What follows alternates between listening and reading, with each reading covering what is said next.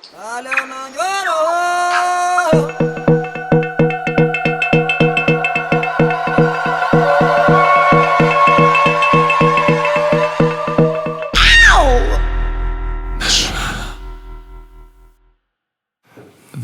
Cię, Adamie. Cześć, Michale. Cieszę się, że tutaj jesteś i zaczynamy naszą szaloną rozmowę. Bardzo się cieszę. Bardzo się cieszę, zwłaszcza, że chwilę na nią docierałem. Tym bardziej cieszę się, że tu jestem. Skąd przyjechałeś? Z Sędziowic, z mojego małego królestwa, które chwilę pozostawiłem. Na 3 tygodnie tam zostawiliśmy. Byliśmy 3 tygodnie na Mazurach w Rydzewie, w takiej miejscowości, która jest... To ciekawe, że czasem się takie miejsca na ziemi znajduje. Ja przeżyłem coś takiego w tym roku w Indiach, w Varanasi. A, byłeś w Indiach. Tak. A coś takiego samego przeżyłem tam w Rydzewie. Takie miejsce, które cię woła w jakichś takich kategoriach zupełnie pozaestetycznych, tylko woła twoje serce i działa bardzo na twoje serce. To jest takie miejsce, jeśli ja myślę o swojej rodzinie, to ja już nigdzie nie mam rodziny.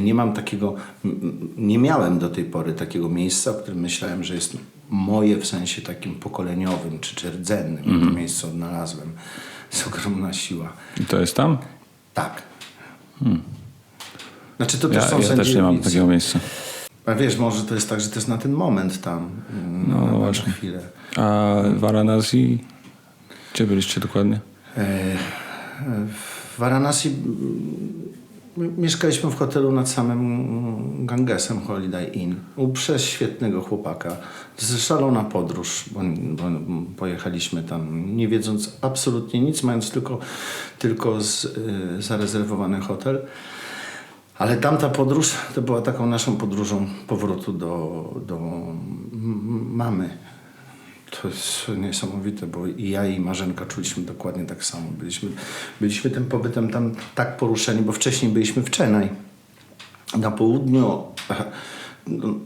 zupełnie inne Indie, wspaniałe, dziwne, koszmarne świat. Ale tam w Varanasi poczuliśmy, że to jest... Wiesz, Hindusi wierzą w to, że każdy Hindus, że każda dusza Wraca do Gangesu. tam przychodzi na świat, tam rozpoczyna swoją samsarę i tamtędy wraca. Trudno mi powiedzieć, nie znam aż na tyle religii hinduskiej, ale ja bez wątpienia mogę powiedzieć, że te obrazy, które tam, zapachy, dźwięki, których tam doświadczyłem, że są to mi dźwięki znane gdzieś wewnątrz mnie, bliskie, kojarzące się z jakimś takim, z matczynością. To jest niezwykłe zupełnie. Widzieliście płonące stosy? Widzieliśmy, tak. Widziałeś kiedyś coś takiego wcześniej? Nie, to jest odwracające, przynajmniej dla mnie, odwracający sposób myślenia w ogóle o śmierci, traktowaniu śmierci. My niby w naszej religijności i niby w naszej kulturze jesteśmy tacy bardzo hura optymistyczni w związku z tym, co ma się po śmierci wydarzyć, że to jest niby prawdziwe życie, na to tam można machnąć ręką. Absolutnie tego się nie czuje przy naszych pogrzebach, raczej jest to takie studium żalu, bólu, strachu, rozstania. Tam sytuacja jest zupełnie odwrotna. Tam przy tej uroczystości nawet kobiety nie mogą być obecne. Nie mogą zwrócić na to, że się za bardzo wzruszają. Już sam fakt przebiegania z tymi zwłokami tych pochodów na ramionach przez miasto i wykrzykiwania ich imion, tak, ja wierzę, że jak się troszeczkę inaczej w ogóle śmierć ustawi w swoim życiu, to wiele rzeczy się też inaczej ustawia. I to chyba nie bez... Zawsze mi się to wydawało takie intelektualnie podejrzane, ale w ostatnim czasie jakoś coraz bardziej zaczynam to głęboko w sobie rozumieć. To takie wyzwanie pod tytułem, że jeśli się za życia w jakiś tam sposób umrze, czy przez tę śmierć przejdzie, to potem już się chyba nie umrze. A na pewno znika pewien strach, który absorbuje ogromne zasoby ludzkiej uważności nieustannie. Ale odpowiadając na twoje pytanie, tak, przyjechałem z Sędzi Ojca. Dobra, wróćmy do twojej historii. Można powiedzieć, że jesteś aktorem na początku. Tak. Byłeś, jesteś? Jestem. Jestem, ale tak trochę pozazawodowo. To jest... Ale spędziłeś kilka lat swojego życia uprawiając zawód przez wielu uważany za zawód marzeń albo zawód dla wybranych. Pracowałeś w teatrze. Opowiedz o tym. Pracowałem w różnych teatrach. W Bydgoszczy, w Częstochowie, w Legnicy. Ostatnie lata przed moim osobistym lockdownem zawodowym. To były lata spędzone w Poznaniu. To piękny czas, ale absolutnie dla mnie zamknięty. Ile lat? W którym roku skończyłeś szkołę aktorską? W 2001 roku. 2001 rok, około 10 lat przepracowałem w różnych teatrach zawodowo. W momencie, kiedy przeprowadziliśmy się do Sędziowic, zrezygnowałem w pracy w teatrze. Jaka była twoja... Jak wyglądała konfrontacja twoich oczekiwań z pracą aktora w realu?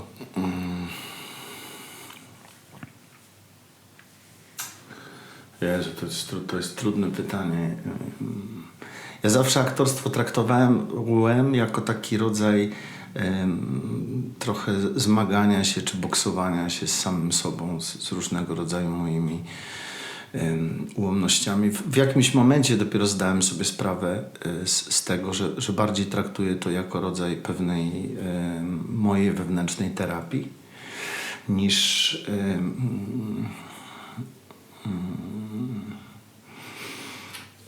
poszukiwanie form własnej ekspresji. I wydaje mi się, że w momencie, kiedy ta terapeutyczna forma już się wyczerpała, to już przestało mnie to w ogóle w takiej formie interesować. Przestało, bo to jest...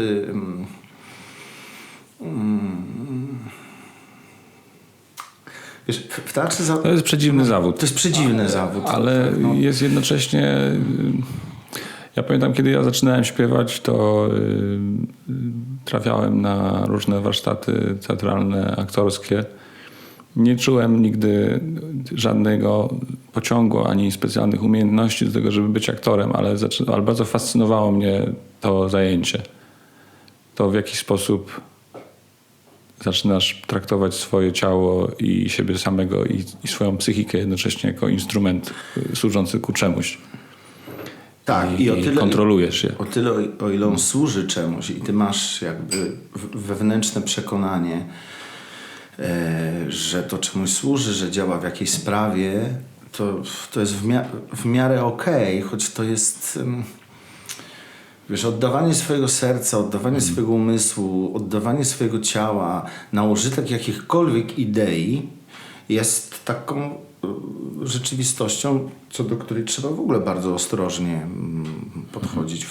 W teatrze aktor jest na końcu łańcucha pokarmowego. Absolutnie. Nie? To są reżyserzy, inscenizatorzy, światła, linia programowa, mnóstwo rzeczy i ty na końcu jesteś jakby...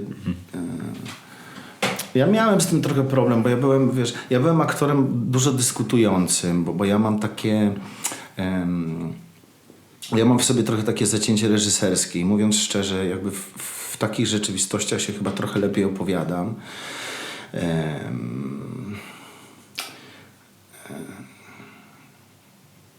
Nie miałem w jakimś momencie już, no bo tak, jak cokolwiek robisz w życiu, ja przynajmniej tak uważam, powinieneś mieć jakby taką satysfakcję albo artystyczną, albo finansową, albo towarzyską. Jeżeli 2 z tych 3 rzeczy masz, okej, ja ze spokojem mogę w to wchodzić, ale w jakimś momencie to właściwie nie, no to co zostaje? Zostaje jakiś prestiż i zostaje jakieś uzależnienie od swojej legendy i od swojego marzenia. Ponieważ tyle lat chciałeś tym aktorem być, to mama się ucieszyła, znajomi się ucieszyli i już jesteś, tu mnóstwo temu poświęciłeś i nie podoba ci się. nie podoba mi się, a w jakiś sposób stajesz się tego zakładnikiem. No bo tak. nie wiesz do końca, czy to się nie podoba w ogóle, czy to coś w tobie. Ja tak parę lat się przeboksowałem, no ale potem jednak rodzenie się dzieci i marzenie o tym, żeby te dzieci dorastały w nieco innej atmosferze niż atmosfera miasta, stało się silniejsze. Poza tym... A jak pamiętasz atmosferę zespołów aktorskich, w ogóle teatru, jako miejsca, gdzie ludzie pracują i jacy ci ludzie są? Ja ostatnio obserwuję coś takiego, jak bardzo ludzie potrafią sobie sami z siebie na własny użytek popsuć każdą piękną ludzką sytuację, która jest. Bo tak naprawdę sytuacja pracy w teatrze powinna być piękną ludzką sytuacją. Piękną ludzką. No, nie ma nic w zasadzie fajniejszego życiowo niż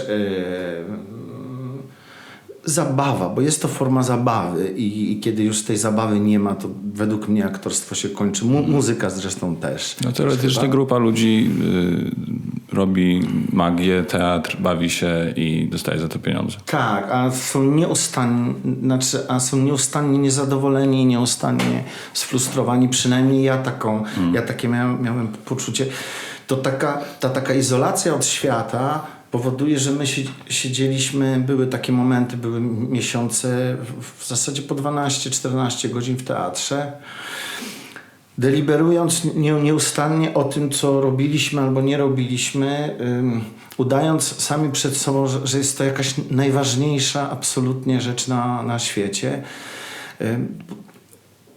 Często nie zawsze, ale często zdarzało się tak, że potem, kiedy przychodzili widzowie, mówili, to nie jest najważniejsza rzecz na świecie. Mało tego, to nawet nie jest taka rzecz, której warto poświęcić 2 godziny swojego życiowego czasu i 30 zł.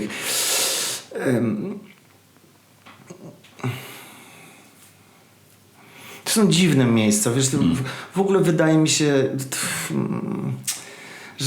że sama konstrukcja teatrów dramaturgicznych dzisiaj i w ogóle aktorstwa jako zawodu, to koncesjonowanie, to, że są jakieś w ogóle komisje, które pozwalają tobie ten zawód uprawiać i stwierdzają to po 3 minutach, wiesz, przyglądania się tobie. To na całym świecie może nie, ale w świecie zachodnim jednakowoż wygląda to trochę inaczej. Ty kurs aktorski możesz sobie skończyć, to czy potem będziesz działać, czy będziesz tworzyć, to jest wypadkowa twojej determinacji, twojej siły, twojego szczęścia. Czy to jest dziedzictwo komuny?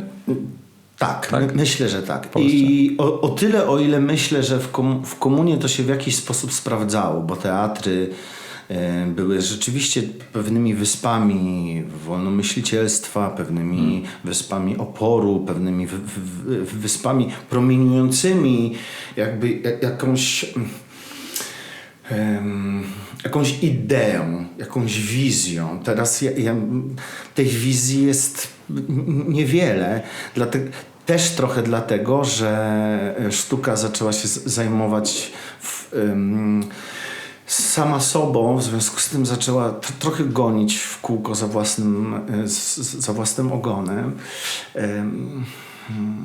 A ten układ jakby takiego przywiązania osoby do miejsca i do zespołu i ustawieniu jej w takiej silnej relacji, rywalizacji z mnóstwem innych osób, bo przecież każdy aktor co miesiąc przychodzi pod wielką ścianę płaczu i patrzy, czy będzie w następnej obsadzie, czy nie to tak będzie. wygląda? Tak, czy będzie kogo grał. Co Jeżeli... miesiąc? No, tak, Czy co spektakl? no, powiedzmy co miesiąc, tak no mniej więcej, kiedy zależy od jakiego teatru, co miesiąc, co 2 miesiące rozpoczyna się następna produkcja. Możesz być, tak jak ja, przez rok w nic nie zaangażowany, absolutnie, a tylko czekać z pewnym poziomem gotowości.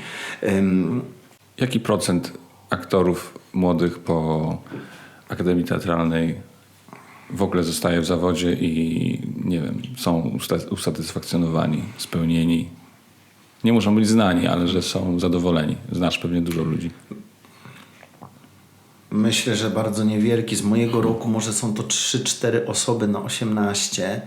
Aczkolwiek też trzeba szczerze powiedzieć, że ja na przykład ten zawód w ogóle rozumiem trochę szerzej niż tylko spełnienie jako granie w teatrze, bo on, jeżeli rzeczywiście rzetelnie odrobisz lekcję, taką lekcję uważności dotyczącą swojego, bo tym w istocie jest aktorstwo też. To jest wielka lekcja uważności dotycząca pewnych procesów, też psychologicznych, które się w tobie dzieją, bo musisz umieć je odwzorować. Bo musisz, jak detektyw, umieć stworzyć pewien proces, na końcu którego jest tekst. Bo ja mówię, on jest końcem pewnego procesu, zdarzeń. Dostajesz scenariusz, dostajesz tylko tekst, ale cały proces człowieka musisz odtworzyć. Więc ten zawód daje dużo kompetencji różnych do tego, żeby robić różne rzeczy wokół, czy to pedagogiczne, przepraszam, czy to związane z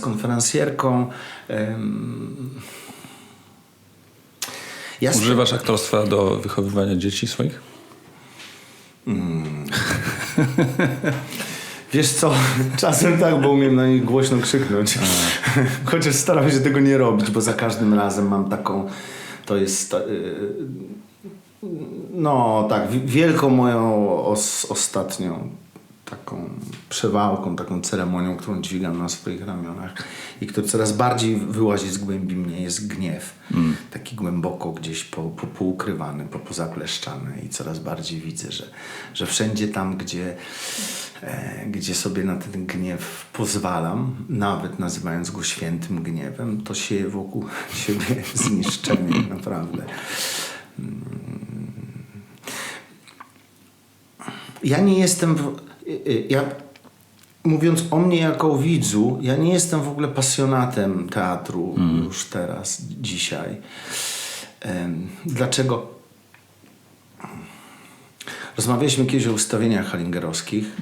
Nie wiem, czy to jest genialna sprawa, dopóki człowiek nie zacznie się orientować, że wszystko, co się wokół dzieje, ma pewną formę ustawienia. A im bardziej przebywasz w polu serca, to właściwie widzisz. Teatr jest znakomitym narzędziem do rozpoznawania człowieka, bo sadza cię w jednym miejscu, odcina cię od różnego rodzaju bodźców i każe się przyglądać przez godzinę pewnym rzeczom, zjawiskom skondensowanym, ale trochę jak w laboratorium. Ale jeśli zaczniesz dostrzegać czy doceniać, że taki sam teatr dzieje się właściwie nieustannie wokół ciebie i zdobędziesz się na tyle jakby takiej cierpliwości wewnętrznej czy uważności, żeby się temu życiu czy różnego rodzaju relacjom przyglądać bez takiego szybkiego i nachalnego oceniania ich, co my mamy w zwyczaju, tylko z taką ciekawością, no to wszędzie masz teatr. I to niesamowity i niezwykły zupełnie. No tak, Calderón de la Barca chyba to już powiedział. Życie to jest teatr. Tak, czy coś w tym stylu. Ale mówił też, napisał tak, Życie jest snem. Życie jest snem. Edward Stachura. Życie to... Nie. Życie to jest teatr. Coś było. No tak. No. A... co... Wielki Teatr Świata o Calderona de la Barki. Okej. Co z tymi ustawieniami rodzinnymi? Co ty o tym myślisz?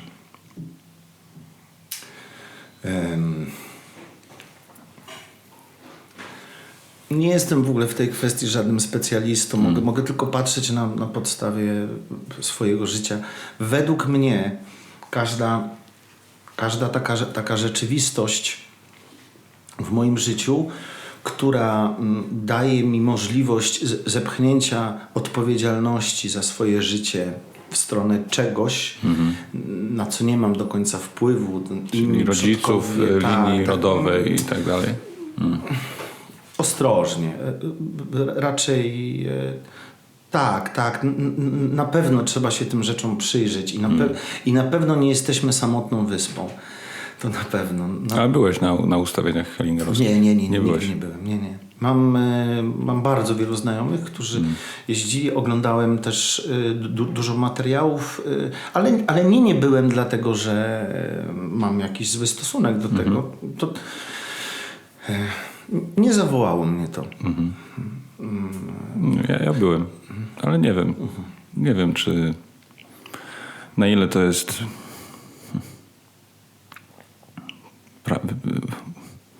coś tu na pewno jest. Nie? Ale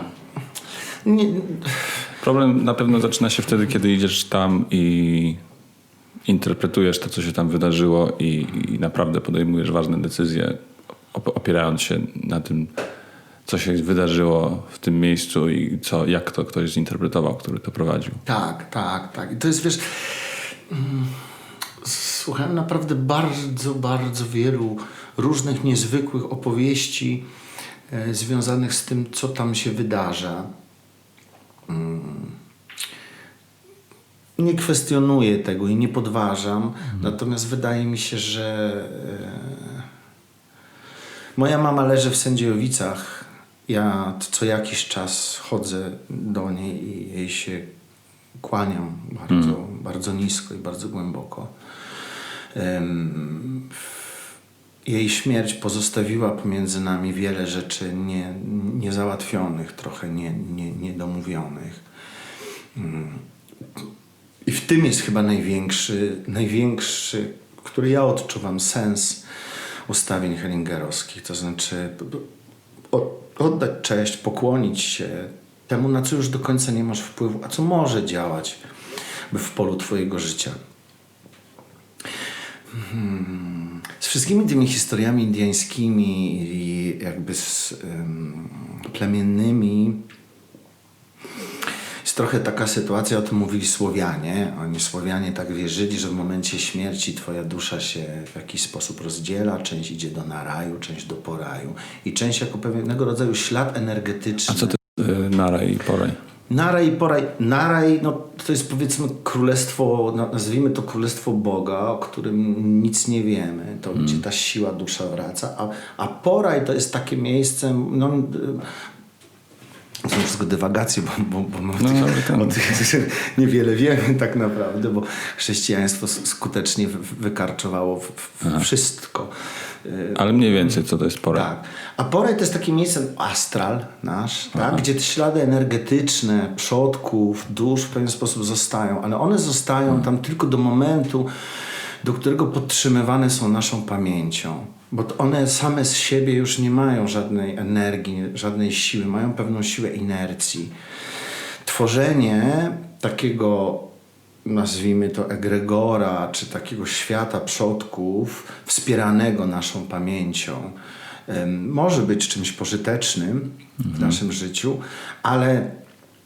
ale może być też czymś niekoniecznie pożytecznym, dlatego że czy się zgadzamy, czy nie, możemy się nie móc od bardzo wielu rzeczy oderwać, które po prostu powinniśmy zostawić, wybaczyć i iść jakby zgodnie z myślą zostawmy umarłym grzebanie umarłych.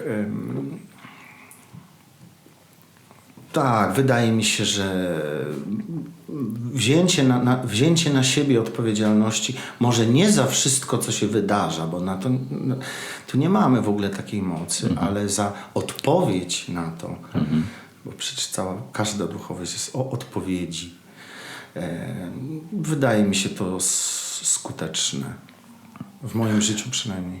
Na pewno wszystkie takie działania typu na przykład ustawienia rodzinne dają coś w rodzaju przedziwnego uderzenia emocjonalnego, wiesz, duchowego, że nagle wychodzisz stamtąd i może ci się wydaje, że coś się zmieniło i zaczynasz się zmieniać wszystko. Pytanie, co zmienisz i jakby jak daleko w tym wszystkim pójdziesz, ale zawsze pojawiają się jakieś zmiany i na pewno te zmiany nie są...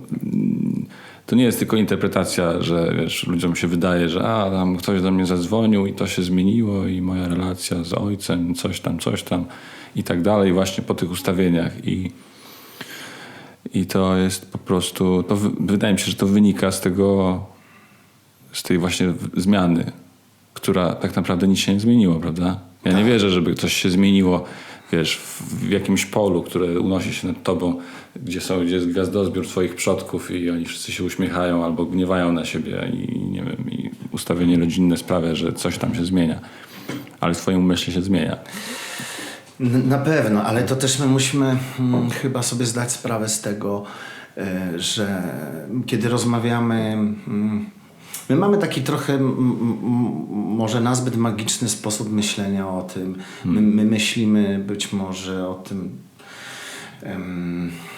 jako jakichś unoszących się duchach czy energiach. W moim przekonaniu to są po prostu potężne pola informacyjne, które są nasze osobiste pole informacyjne też jest połączone, czy też jest zanurzone z umysłem kolektywnym, którego nacisk bardzo czujemy. Zwłaszcza w ostatnim czasie, na nasze życie i presję na nasze życie, czy presję lękową, ale też jesteśmy połączeni z polami informacyjnymi bez wątpienia naszej rodziny, naszych przodków. To w jakim stopniu będziemy z tego korzystać, bądź nie, zależy na nas, zależy mocno od nas. Ale obiektywnie rzecz biorąc, wydaje mi się, że to są zawsze poszukiwania pożyteczne.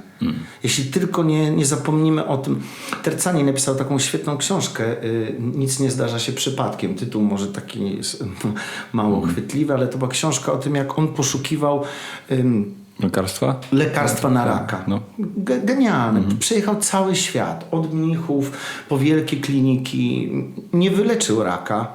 Znalazł coś dużo istotniejszego i to jest piękne. Natomiast z tej książki wyłania się taka myśl, która jest też mi bliska. Nie ma jednej odpowiedzi, nie ma jednej przyczyny na raka. Mnóstwo czynników musi się zbiec, żeby to było. Nie ma jakiegoś jednego lekarstwa. Kiedy moja mama, wiesz, umierała, kiedy poszliśmy do takiej osoby, trudno powiedzieć, kto to był, bioenergoterapeuta, wróżka. Wiadomo, w tym ostatnim czasie już chwytasz się też wszystkiego. I to w ogóle niesamowita historia, bo ona powiedziała mojej mamie, tak, możemy zawalczyć, ale musi pani zmienić wszystko w swoim życiu. Wszystko. Inaczej oddychać, inaczej jeść, inaczej myśleć, inaczej się ubierać. Moja mama zapaliła papierosa, kiedy wyszliśmy. Mówi, Adaś, nie wiem, czy jestem w stanie zakwestionować całe swoje życie. Wiesz, to jest pytanie. Poza tym to też nie jest tak, że ktoś ci daje jakąkolwiek gwarancję. Ja to parę razy w swoim życiu odczułem. To znaczy odczułem, że wzrost w człowieku nie jest wzrostem liniowym, tylko wzrostem skokowym, rewolucyjnym i nie ewolucyjnym i liniowym, tylko rewolucyjnym i skokowym, że jest taki moment w nas, kiedy ziarno, które mamy, nie może chcieć być już dłużej lepszym ziarnem. Musi obumrzeć, musi pęknąć, musi wydać jakiś owoc.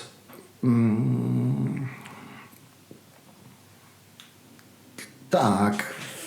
Ten ostatni czas może mnie skłania do takich refleksji i te ostatnie 3 tygodnie, które przeżyłem, takie piękne, kojące, bo ja rzeczywiście, jak rozmawialiśmy poprzednio, to byłem trochę porozbijany i poturbowany, ale te 3 tygodnie mi tak z powrotem przypomniały, że musimy się nauczyć żegnać, absolutnie, i zostawiać pewne rzeczy za sobą.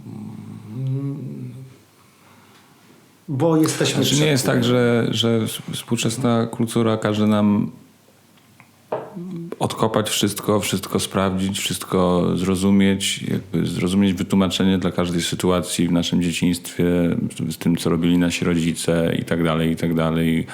Rody, duchy, trupy, wpływy, ciała astralne, ciała niebieskie. Bo żyjemy w takiej presji, żeby biegać, żeby uprawiać jogging, żeby się rozwijać, żeby się analizować. Wiesz, nie może, to nie jest miejsce, to nie jest świat, który mówi ci odpuść, wiesz, pożegnaj to i ciesz się życiem. No tak, no bo to jest świat jakby tworzony z umysłu, panem tego świata, i to nie mam co do tego żadnej wątpliwości. Możemy kiedyś o tym pogadać. Panem tego świata jest umysł, jest pewnego rodzaju kolektywny umysł, możemy go sobie nazywać szatanem, czy jak tam chcemy. Umysł musi się ruszać, żeby istniał, bo jest zapisem drgań na encefalografię. Więc każdy umysł będzie prowokował nieustanny ruch w jakiejkolwiek sprawie. Od czasu do czasu umysł ma też taką chęć w człowieku, żeby zająć się też jego duchowością.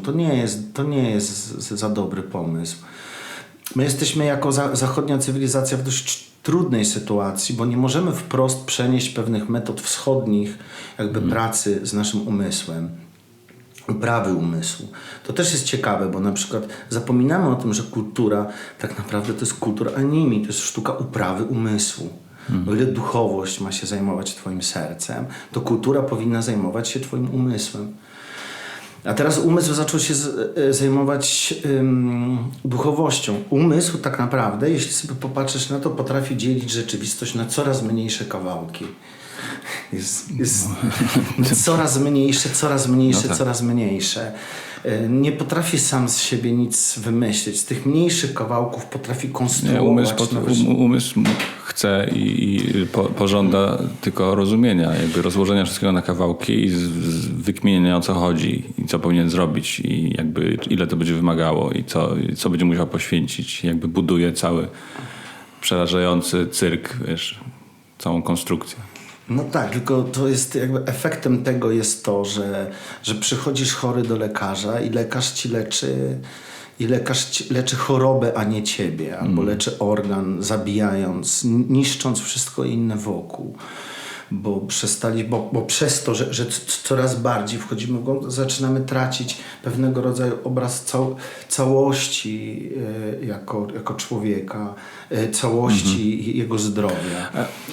Jeśli ktoś tego słucha i przypomina sobie to, co powiedziałeś o swojej mamie i tym uzdrowicielu, czy uzdrowicielce, patrząc w ten sposób, jeśli medycyna konwencjonalna i świat zachodu to jest świat umysłu, a wiesz, nauki wschodu i medycyna alternatywna jest bliżej serca, dalej od umysłu, tak uważasz? To znaczy jest bliżej człowieka, jest bliżej człowieka, a nie bliżej choroby. Jak to się... nie wiem, jak było wtedy, w całej tej sytuacji. Opowiadasz to w ten sposób i mówisz, że ona jakby usłyszała tą powiedzmy diagnozę i nie była przekonana do tego, że chce albo że jest w stanie to zrobić. Myślę, że nie miała już wtedy sił. To po pierwsze. Po drugie, wiesz, czasem człowiek wpadnie na taką... Ale to brzmi dosyć rozsądnie. Nie? W sensie, że to w ogóle brzmi jak bardzo rozsądna porada. Nie? Jakby ciężko tu znaleźć jakikolwiek haczyk. Ale co czujesz albo myślisz, kiedy, nie wiem, słyszysz, że ktoś jest na przykład chory na raka i przychodzi jakiś szef i mówi, że masz raka, bo wiesz, nie wybaczyłeś bratu albo coś tam, albo wiesz, no, po prostu reprezentuje jakąś idiotyczną, naiwną teorię medycyny germańskiej i sprowadza cały twój świat, który się zawala w tym momencie, do jakiejś gładkiej teorii. To są momenty, kiedy ja, o ile całym sercem jestem za medycyną alternatywną, medycyną holistyczną i tak dalej, to wiesz, czuję, jak mi się scyzoryk otwiera w kieszeni. Wiesz co, ja też, bo ja... Dzisiejsze leczenie alternatywne... Często kiedy wchodzisz w te rzeczy i poznajesz ten świat medycyny, podejść alternatywnych i tak dalej, to spotykasz jakby bardzo dużą grupę, wiesz, ludzi i zjawisk totalne, po prostu jumbo bambo. I to jest przerażające, bo to tak naprawdę po prostu sprawia, że ludzie się tego boją, albo się z tego śmieją, albo po prostu tego nie szanują i nie ma o czym mówić. Nie? Ludzie dzisiaj szukają, bo mówimy o medycynie alternatywnej, ludzie myślę w coraz większej większości czują się po prostu oszukiwani dzisiaj. Oszukiwani też przez współczesną medycynę.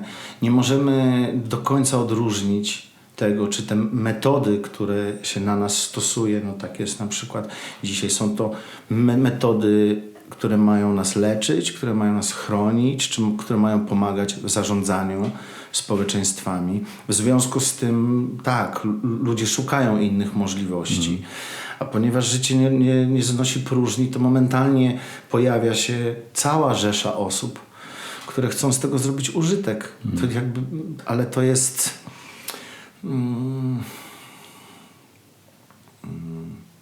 To jest w jakimś sensie bardzo niebezpieczne, też psychicznie. No. Bo jeżeli ty przyszedłbyś do mnie i byś powiedział, że no, mam raka, Adam, co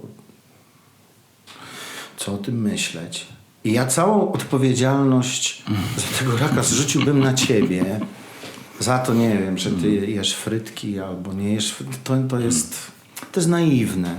No tak, to jest takie widzenie. O tym pisał właśnie Tercani i też pojechał do gościa, który leczył glinką wszystkie przypadłości. Pamiętam. No dla niego ten świat to jest cała glinka, rozumiesz? No. Wiesz, moja mama chorowała na raka, kiedy miałem 12 lat i leczyła się metodami alternatywnymi, ale to była dieta głównie i w szpitalu. I uważam, że żadna z tych metod nie zadziałała. Zadziałało zupełnie co innego. Ale była na przykład u bioenergoterapeutów, którzy robili jej wiele zabiegów i powiedzieli jej, że nie ma już raka w ciele astralnym. Nie? I ona w to uwierzyła. I poszła na badania do kliniki i była pewna, że nie ma tego raka. Tak bardzo, wiesz, udało im się ją przeprogramować, nie? Że była pewna tego. Miała takiego samego raka jak wcześniej, nie? Ale też miała operację bardzo skomplikowaną wszycia płytki promieniotwórczej do oka, bo to był rak oka. I to była pionierska operacja, jakaś, wiesz, taki testowy program, powiedzmy, nie? Że to było 15 osób w całej Polsce, czy 19 w latach 90., którzy mieli tą płytkę wszytą. I nikt nie przeżył. Tylko moja mama. Więc tam nic nie pomagało, nie? Ja znam mnóstwo takich historii. Wiesz. I ja tutaj, wiesz, żeby absolutnie to też nie wyglądało tak, że ja w jakimkolwiek stopniu deprecjonuję tą medycynę kliniczną, bo my teraz... Nie, ja też nie, ale... Tylko wiesz, gdzie chociaż z drugiej strony tak. Wiesz, gdzie się zaczyna problem? Problem zaczyna się w tym, jak w odwróceniu różnego rodzaju wartości w naszym życiu.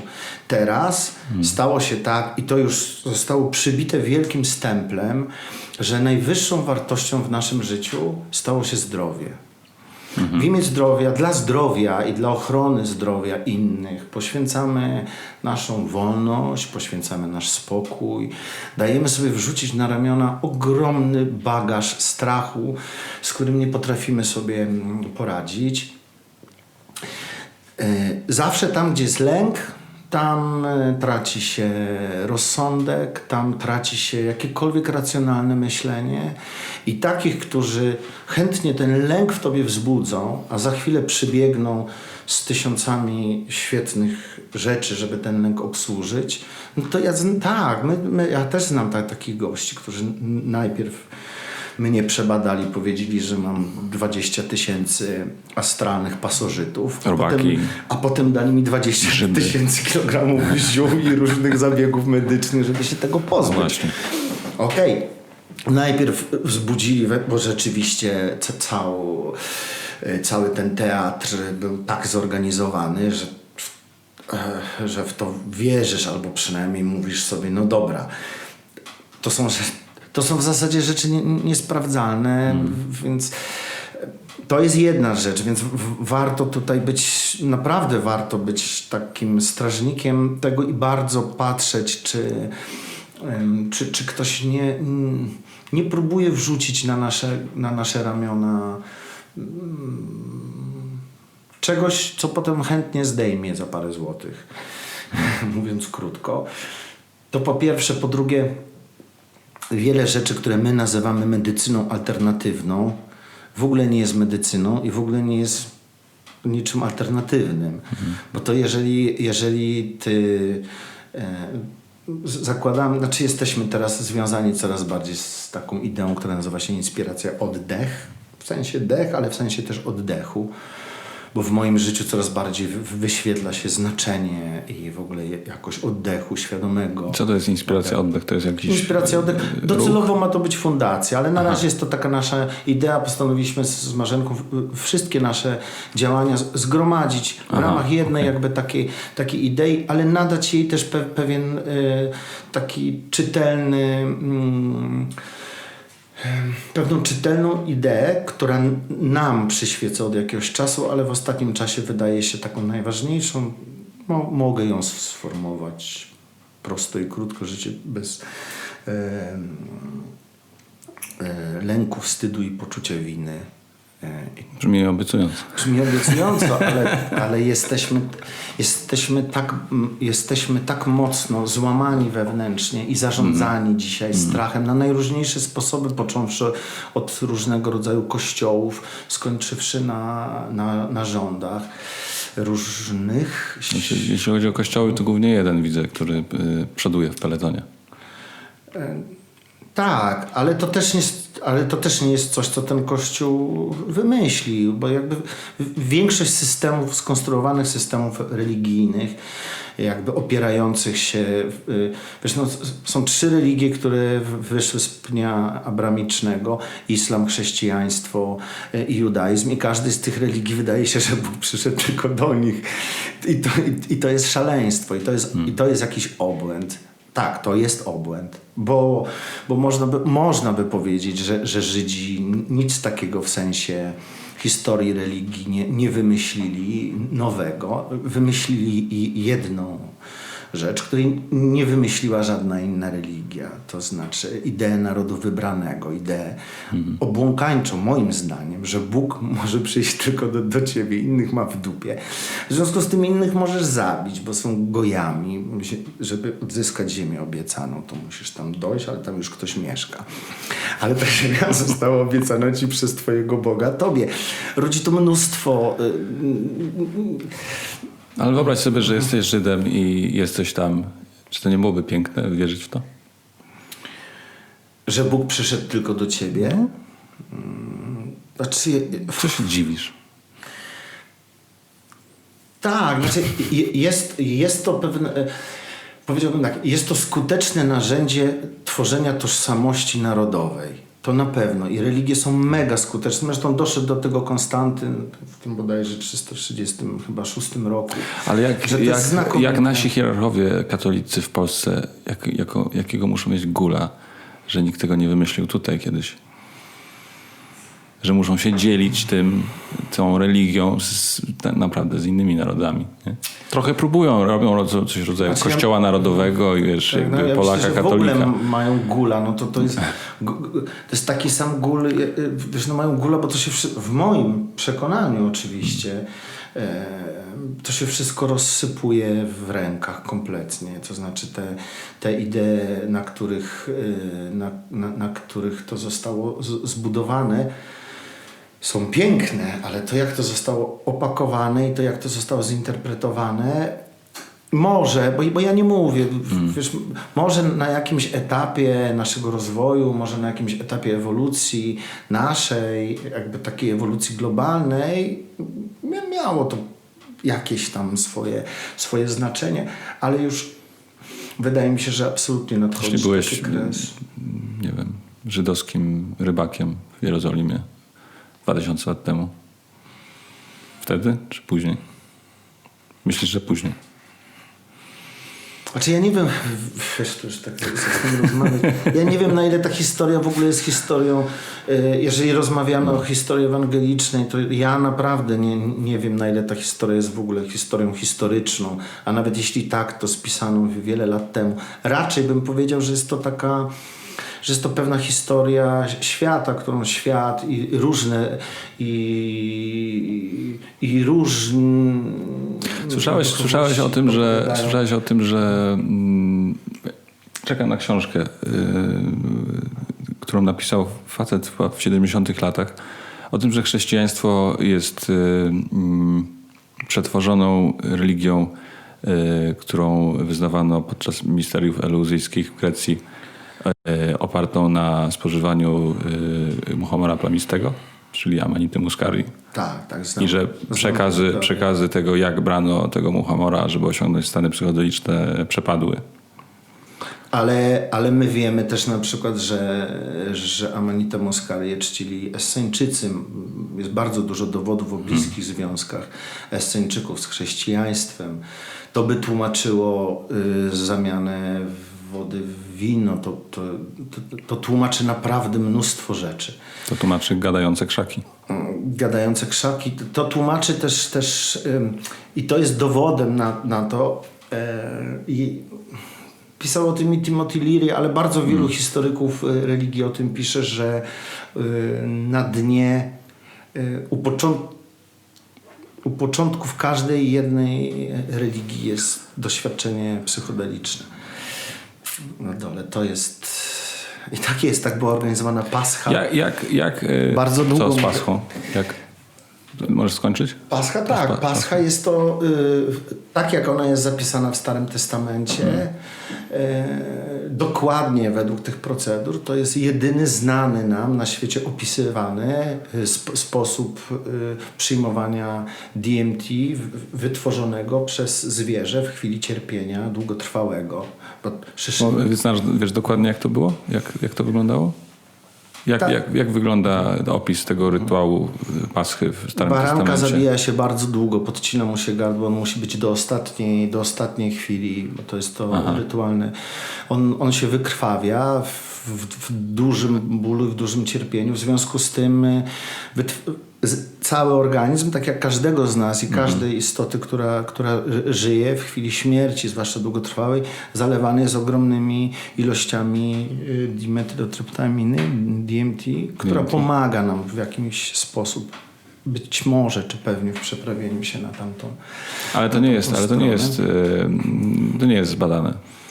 W sensie, z tego co ja wiem, to nie wiem jak było wtedy, ale nie jesteśmy w stanie potwierdzić tego. Jest pewne, że DMT jest w organizmie ludzkim i bywa w nim znajdowane. Jest, ale nie jesteśmy... Ale opowiem ci, jak wyglądał do końca ten rytuał. Chwilę po śmierci ten baranek był pieczony, ale bardzo szybko i bardzo pośpiesznie, lekko. Były pewne określone naczynia, bo jak wiesz, w ogóle DMT, DMT jak DMT, ale DMT samo spożyte nie zadziała, w związku z tym to były przyprawy, była ruta stepowa, gorzkie zioło. Tak. Była tam inhibitorem tego... Tak, była inhibitorem i to rzeczywiście był enzymu, moment, który zabija DMT w żołądku normalnie. Baranek zjadany był bardzo szybko, łącznie z wszystkimi wnętrznościami, głównie z ukierunkowaniem na mózg i wszystkie organy wewnętrzne, gdzie tego jest, gdzie tej substancji jest najwięcej. I takich przykładów, ale w dzisiejszych czasach nawet, takich przykładów, gdzie bo to jest ostatnio też bardzo głośna sprawa, w jaki sposób okrutnie wykorzystuje się dzieci, żeby pozyskiwać pewne substancje. Adrenochron. Tak. Adenochron. Tak. Tak, i takich przykładów jak z amanitą, czy takich przykładów właśnie jak z paschą, czy takich przykładów jak z somą, gdzie też najprawdopodobniej podejrzewa się, że amanita była w to co najmniej zamieszana. Dla tych, którzy nie wiedzą, co to jest DMT, DMT to jeden z dwóch najsilniejszych psychodelików, jakie występują na świecie. Jakie znamy. Jakie znamy. Więcej. To jest taka... To jest... Ale pochodzenia naturalnego w całości. Nie jest roślinnego. Można go syntetyzować. Ale też jest to substancja wytwarzana przez naszą szyszynkę. Mało tego, jest absolutnie udowodnione, że proces, który zachodzi u nas podstępnie na skutek jedzenia różnych dziwnych rzeczy i stresów, czyli proces zwapniania naszej szyszynki, który powoduje niestety coraz mniejsze wydzielanie się tego naturalnego DMT. To jest coś, w co prawdę mówiąc uwierzyłem od razu, jak się o tym dowiedziałem. Jestem bardzo sceptyczny, jeśli chodzi o jakiekolwiek teorie spiskowe, aczkolwiek wiem, że się potwierdzają. Wiele teorii spiskowych się potwierdza. I po prostu jestem sceptyczny, dopóki w jakiś sposób, przynajmniej w swoim oglądzie sytuacji, nie pozbieram kilku dowodów, które naprawdę są wiarygodne. Ale kiedy usłyszałem o tym, że w latach 50. wprowadzono chlor do wód publicznych praktycznie na całym świecie i że w gruncie rzeczy cały czas przyjmujemy ten chlor od jakiegoś tam czasu, fluor. Fluor wprowadzono do wody, i który powoduje zwapnienie szyszynki, która tradycyjnie we wszystkich kulturach jest utożsamiana z rozwojem duchowym, świadomością, wglądem, jest blisko trzeciego oka i tak dalej, to przestałem myć zęby pastą z fluorem wiele lat temu. My też wyrzuciliśmy fluor, absolutnie. To jest, wiesz, fluorowanie zębów... To jest fakt, to nie jest teoria spiskowa, bo o tym już od długiego czasu mówią lekarze, o tym. Może nie biją na alarm, bo z punktu widzenia medycyny klinicznej jest to organ taki, który jak jest zwapniały, to jakoś specjalnie wpływu to na poziom zdrowia nie ma. Natomiast na poziom twojego samopoczucia, możliwości doświadczania różnego rodzaju stanów, które zwykliśmy zwać stanami mistycznymi, bo za to jest ta substancja odpowiedzialna, na pewno ma to wpływ ogromny. Takich zabiegów jest sporo w naszym żywieniu, które osłabiają nasze siły witalne i naszą komunikację z sercem. Czy są to zabiegi celowe, czy jest to po prostu niedopatrzenie, czy jest to po prostu niefrasobliwość, trudno powiedzieć, ale wydaje mi się, że prosta rzecz, wydaje mi się, że każdy, kto ograniczy w swoim życiu chociażby jedzenie, może nie zupełnie, ale ograniczy jedzenie cukru, nie ma możliwości, żeby nie poczuł się momentalnie lepiej, jeśli chodzi o jelita, jeśli chodzi o nerwowość, jeśli chodzi o samopoczucie, bo cukier jest bardzo silną neurotoksyną, już w ogóle nie mówiąc o innych rzeczach. w całej tej wielkiej kampanii dotyczącej naszego zdrowia w ostatnim czasie, kiedy zauważono, że człowiek jest i potrafi być również roznosicielem patogenów, bo jest nieustannie, to nie dotyczy tego jednego wirusa. Jeśli nie bylibyśmy światem żyjącym w pewnego rodzaju obłędzie, to te pieniądze ogromne wydane byłyby na to, żebyśmy zdrowiej żyli, żeby wycofać z naszego pożywienia mnóstwo rzeczy, które są jawnie sprzedawanymi truciznami. Zachęcano by nas do chodzenia, do wzmacniania odporności, do dbania, do życia bez lęku, bo sama prosta rzecz, nie wiem, czy zdajesz sobie sprawę, że feromony, które człowiek wydziela pod wpływem strachu, są przekaźnikami dla pasożytów, dla patogenów, dla wirusów. W stadzie chorowało zawsze zwierzę, które się najbardziej bało. Ono było najsłabsze. Jakoś przyroda musi wiedzieć, czy kto jest najsłabszy, więc no tak.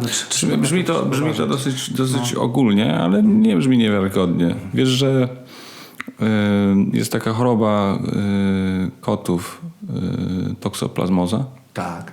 Znasz tą chorobę? Znam tę chorobę, zresztą nawet w ciąży badałem się pod wpływem tej choroby. I wirus toksoplazmozy przenosi się ze szczurów na koty i z kotów na ludzi. I wiesz, że ten wirus, kiedy jest w organizmie szczura, nie może się rozwinąć, musi przejść do następnego żywiciela, do kota. Dopiero w kocie jakby dopełnia się jego przeznaczenie. I wirus toksoplazmozy powoduje, że szczur przestaje się bać kota, staje się podniecony, kiedy czuje mocz kota i staje się łatwym pożywieniem dla kota. Wtedy kot atakuje takiego szczura, zaczyna się nim bawić albo go zjada i przenosi się na niego wirus toksoplazmozy. A kiedy wirus toksoplazmozy przenosi się na ludzi, i to jest udowodnione, jakby są na to badania, powoduje zmianę ich charakteru też. Ludzie, którzy mają, a jest to prawdopodobnie około 20-30% populacji światowej, stają się odważni, bardziej przedsiębiorczy, bardziej agresywni i tak dalej. Jeden wirus z miliona. Nie mam co do tego żadnej wątpliwości. Takich przypadków, kiedy na przykład mrówki czy owady zainfekowane czy będące pod wpływem działania nie tylko wirusa, ale też na przykład bakterii czy pasożytów kompletnie zmieniają swoje zachowanie i wystawiają się niejako, to zachowanie prowadzi ich do dalszego albo infekowania siebie, albo infekowania innych. Co do tego nie trzeba mieć wątpliwości. Wirusy to jest w ogóle, to jest jedna z najprzedziwniejszych rzeczy na świecie. Okej, ale wróćmy do tamtego tematu. Jak? Bo ty czujesz się chrześcijaninem, prawda? W sensie pewnej... Znasz, jakby tak, znam, czytujesz, znasz Ewangelię. Czytam Ewangelię, czuję się chrześcijaninem, dlatego że uważam, że Ewangelia jest absolutnie kompletną zapisem, instrukcją obsługi człowieka. Tak. Jak, wiedząc to wszystko, zostawmy glob, świat, pandemię, przeróżne możliwe teorie spiskowe tłumaczące to, dlaczego i tak jest, jak jest. I zwapnienie szyszynki i przemysł farmaceutyczny. Ale na samym gruncie Kościoła, jak to jest możliwe, żeby takie idee, które, no, jakby na to nie patrzeć, nie są złe. Nie? Złe na pewno nie są. Można powiedzieć o nich, że są zagmatwane, albo że są trudno proste, albo dziwne. Wymagają interpretacji. Ale na pewno nie są złe i nie można z nich wyprowadzić przesłanek do takiego postępowania, jakie stało się głównym nurtem działania Kościoła katolickiego przez 2000 lat. Działań wiesz, zbrodniczych, kryminalnych, manipulacji i pogoni za władzą. Samo zło. Nie? Oczywiście nie tylko samo, ale dużo. Nie? Jak to jest możliwe dla ciebie, jako kogoś, kto wie więcej na ten temat niż ja?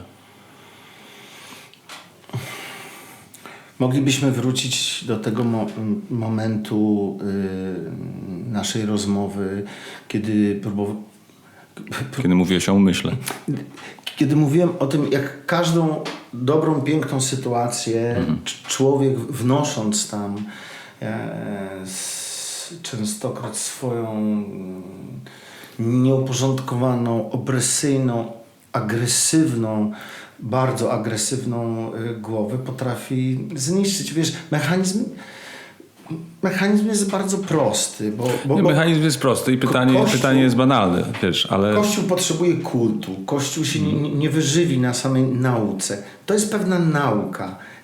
Nie masz w Ewangelii nie masz tak naprawdę wprost zachęty do żadnego kultu. To są proste przepisy, proste wskazania, jak przenieść centrum swojego dowodzenia życiem z umysłu do serca. To nie znaczy, że ten umysł trzeba w sposób wschodni pozbyć się go, bo my jako zachodnia cywilizacja nie będziemy w stanie tego zrobić. Jesteśmy drapieżnikami, mamy agresywne umysły. Zobacz, co zrobiliśmy ze światem. Każdy jeden kontynent, gdzie przypłynęliśmy, to zjedliśmy, więc okej, no jeśli zabijasz tego gościa i stawiasz jego portret, no to kładzenie się przed tym portretem to nie zmieni twojego życia w żaden sposób. Chrześcijaństwo od IV wieku stało się pewnym narzędziem do sprawowania władzy.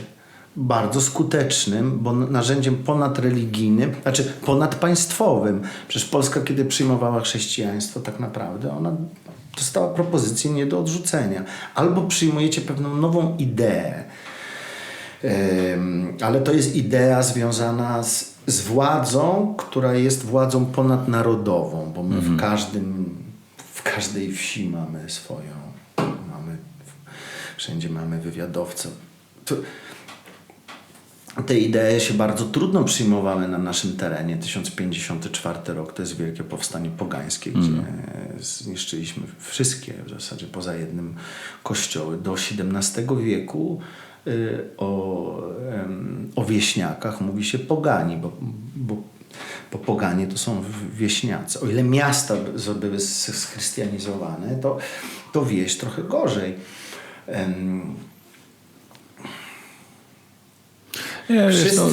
Po prostu zastanawiam się, przez długi czas wydawało mi się, że jestem od tego wolny, że Kościół w Polsce jednak w miarę naszego, przesuwania się do Europy i do całej tej neoliberalnej kultury jednak cały czas będzie tracił i będzie w jakiś tam sposób zajmował coraz niższe miejsce w hierarchii władzy. Po prostu może kiedyś za 50-100 lat będzie na takim poziomie jak w Czechach po prostu. Będzie jednym z kościołów, które istnieją. Grup wyznaniowych. Jeżeli będziesz chciał tam przynależeć, to będziesz płacił podatek, będziesz wspierał tą grupę i tak dalej. Ale widzę, że w ciągu ostatnich 10 lat moje przewidzenia się nie sprawdzają, nie? W dotkliwy sposób. Nie? I trochę mnie to boli, przyznam. To jest dla mnie jakiś kosmos tak naprawdę, to co się dzieje. Okay. I jak widzę... Ja w swoim życiu sporo dobrego od Kościoła, mówię w sensie instytucji, sporo dobrego doświadczyłem. Kościół jest odpowiedzialny w jakimś tam sensie za paręnaście pięknych lat mojego życia. A dlaczego? Moich wakacji. Dlatego, że poznałem grupę osób związanych z Kościołem księży, młodych osób związanych z takim ruchem, który się nazywał Sarwell,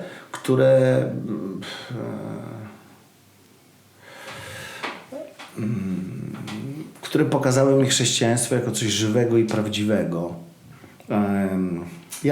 Ja nigdy nie byłem zainteresowany, naprawdę, nigdy nie byłem zainteresowany Kościołem jako instytucją. I zawsze zostawiałem to jakby, Wiem, ale... stawiałem to z boku. Nie... tak, w Polsce mamy bardzo szczególną sytuację. Zapytam inaczej. No. Czy czujesz się współodpowiedzialny za to, że Kościół ma taką pozycję w Polsce, czy nie? Nie, dlatego że Kościół ma taką pozycję w Polsce głównie przez wzgląd na rząd, który się tym Kościołem jako organizacją podpiera w jakiś tam sposób. Dając Kościołowi bardzo szerokie prerogatywy, których Kościół mieć nie powinien. Ale Kościół chce je mieć. Kościół chce je mieć. Kościół chce tak funkcjonować. A każdy, kto ma władzę, chce więcej władzy. Każdy. Jaka to byłaby ktokolwiek organizacja...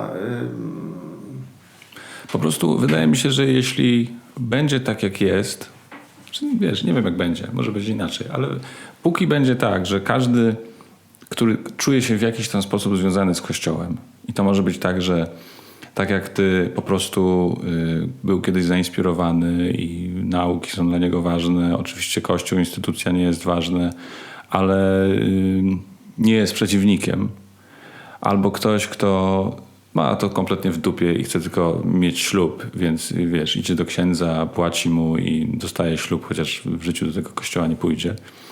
Ale utrzymywany jest pewien rodzaj współistnienia i współzależności. No bo nie dostaniesz tego ślubu w pięknym kościele, jeśli tam nie pójdziesz i nie weźmiesz udziału w tej grze. Nie? To póki to w ten sposób funkcjonuje, to się nie zmieni. A jeżeli to się nie zmieni, to będzie gorzej. Tu się z tobą zgadzam.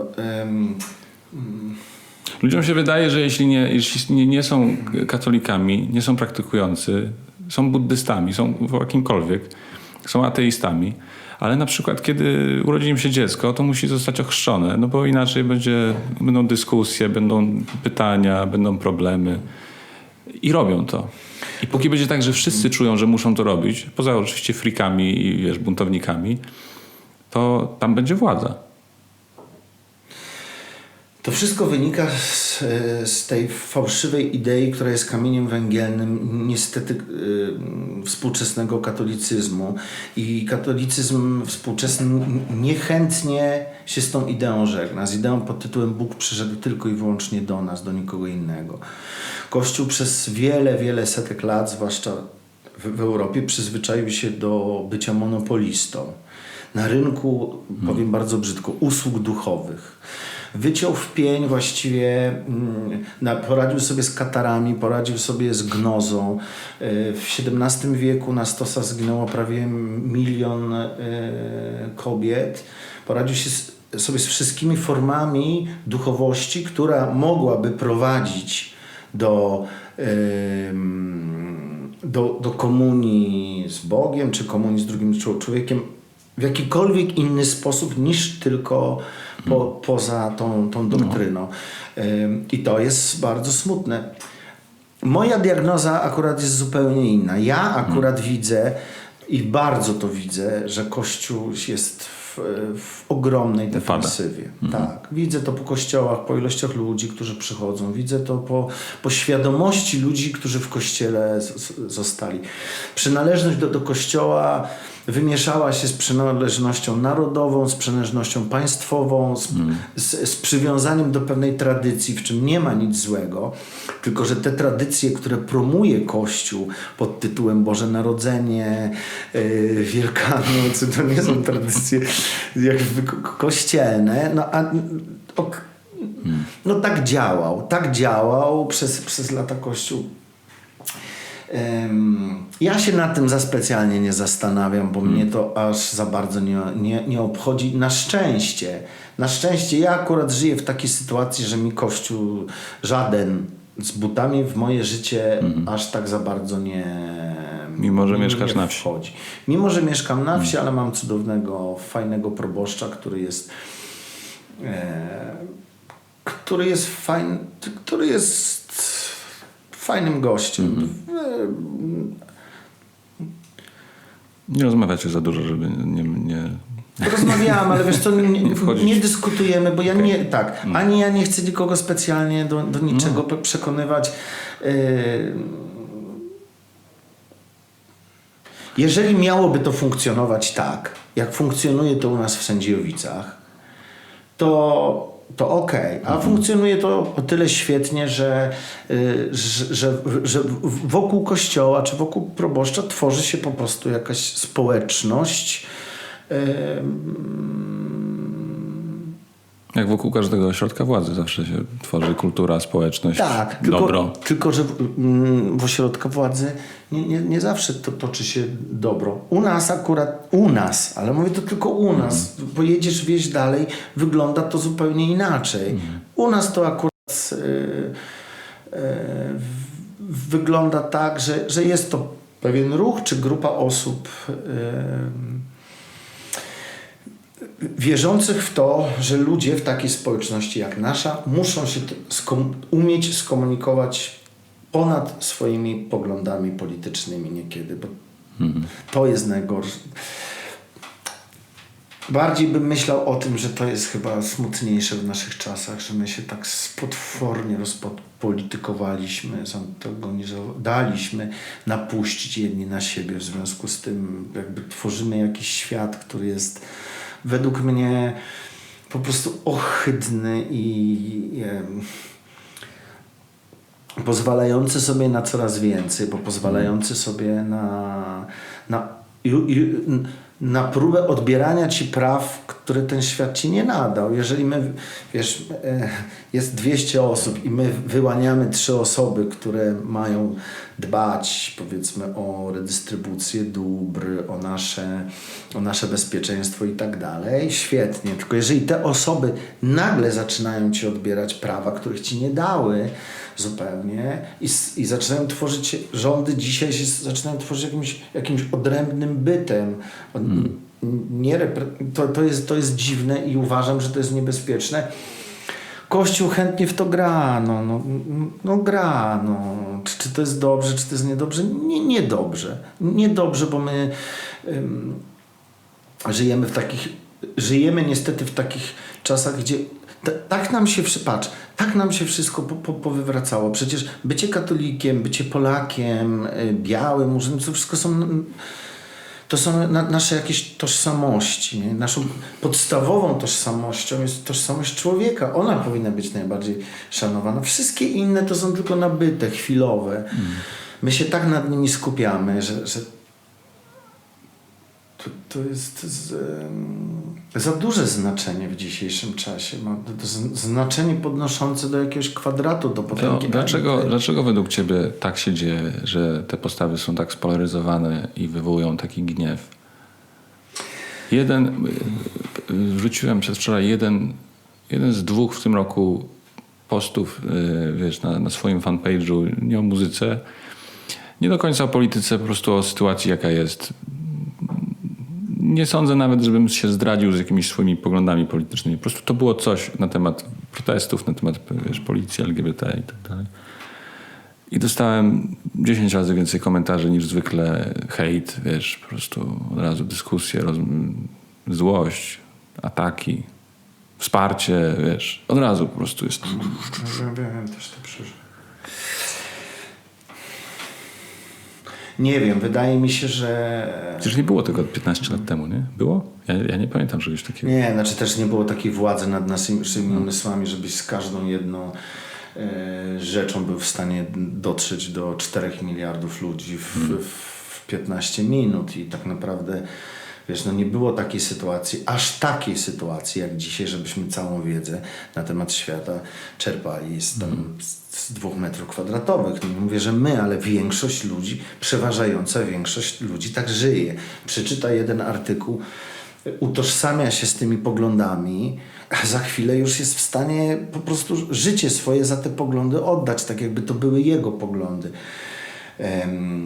Nasz umysł ludzki jest czymś przefantastycznym i ma jedną niesamowitą zdolność. Ma zdolność do łączenia się w klastry.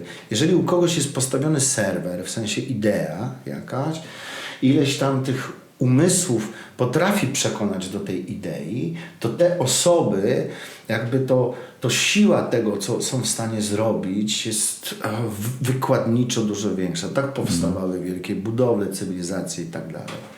Tylko jest taki moment, w którym idea zaczyna się zamieniać w ideologię i ona zaczyna być agresywna. To jest ten moment, kiedy wymyślimy, czy postawimy sobie jakiegoś wroga. Bo wobec tego wroga, bo jak jest wróg, to zaczyna się zarządzanie strachem. To zaczyna być mega skuteczne. Zarządzanie strachem i poczuciem winy. Coś, co zresztą robił znakomicie Kościół katolicki, wszczepiając nam rodzaj poczucia winy właściwie od momentu, kiedy ty przyszedłeś na ten świat. Na starcie. Ale też robią to dzisiaj rządy wszystkie. To, co powoli zaczyna się na świecie jakby tak powoli wyłaniać, czyli ten nowy ład społeczny, taki reżim sanitarny, on też posiada swojego wroga, on też posiada swoich wrogów w postaci ludzi. I też jest napędzany i rozpędzany strachem. Człowiek w strachu się staje zbyt duży poziom lęków w człowieku, to zaczyna mieć strukturę opętania. Ja tego doświadczyłem. No tak. A ten strach, kiedy zaczyna być kolektywny, jedna wystraszona osoba, ale 100 000 wystraszonych osób i to jeszcze, kiedy ten strach przejawia się jako agresja, czy jest ukierunkowany na kogoś, to już jest potężna siła miażdżąca. Ja w ogóle przestałem w ostatnim czasie korzystać jakby z Facebooka, bo się okazało, że wszystko to, co napisałem, powodowało jakieś takie reperkusje, taki spazm agresji w moją stronę, że powiedziałem sobie, był taki moment, że już nie mogłem tego do końca, złapać w sobie i udźwignąć. Nie wiedziałem dlaczego. Przestało to być dla mnie w jakikolwiek sposób, racjonalne. A nie wydaje ci się, że Facebook i to, w jaki sposób ludzie się ze sobą kontaktują, reprezentuje coś w rodzaju zbiorowego bytu? Tak, to jest umysł kolektywny. To jest umysł kolektywny. To jest przejaw, to jest fizyczny przejaw pewnego umysłu kolektywnego. Ten umysł kolektywny w pewnych tradycjach czy pewnych religiach, on zaczyna być różnie nazywany, ale on nie jest nazywany jako pan tego świata. I jest. Ma swoich kapłanów, ma swoich przedstawicieli. To jest w ogóle dla mnie jednym, na przykład powiem ci szczerze, z najdziwniejszych zjawisk, najdziwniejszych, takich, że ja otworzyłem oczy ze zdumienia i jeszcze ich w ogóle nie zamknąłem. To jest cała kampania z tymi fake newsami. Rozumiesz, że YouTube czy Facebook zaczął ci rozdzielać, co jest prawdą, a co nie. Wcześniej dochodzenie do prawdy to były lata. Musiałeś mnóstwo rzeczy zobaczyć. Bardzo często działo się tak, że prawda okazywała się po wielu latach. Dzisiaj w locie, żeby istniała jakaś instytucja zajmująca się nadzorem treści, które do ciebie dochodzą, na jakiej podstawie, tylko my to polesami też trochę oddajemy. My wydaje mi się, że wiele ostatnich lat wywalczyliśmy sobie całkiem niezłą sytuację pewnej wolności, równego dostępu do różnych treści, wolnego wypowiadania w jakimś sensie. To było chwilowe, ale teraz to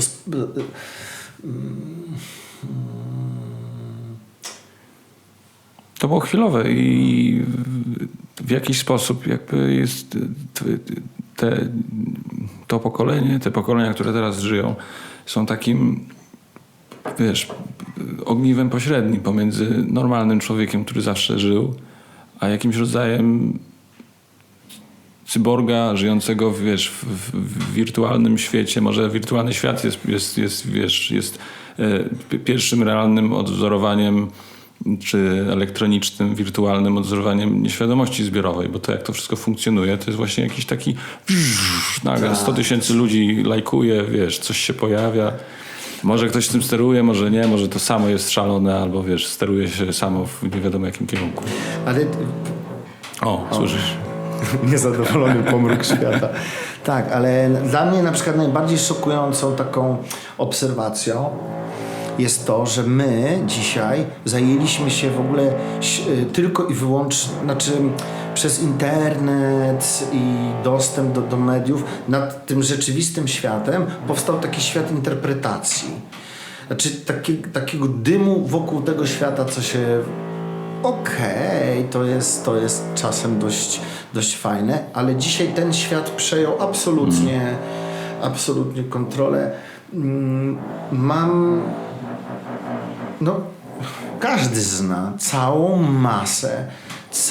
masę osób, która całą wiedzę dotyczącą życia czerpie z migającego czegoś. To nie ma nic wspólnego z doświadczeniem. Tak jak my na przykład ja akurat jestem pod tym względem dość analogowy i jednak wierzę w wiedzę dotyczącą życia pochodzącą z doświadczenia. Ja ją nie zawsze potrafię zamienić na pewną konstrukcję intelektualną czy umysłową, ale ja czuję, że tak jest, bo tego dotyka moje serce i wiem, że tak jest.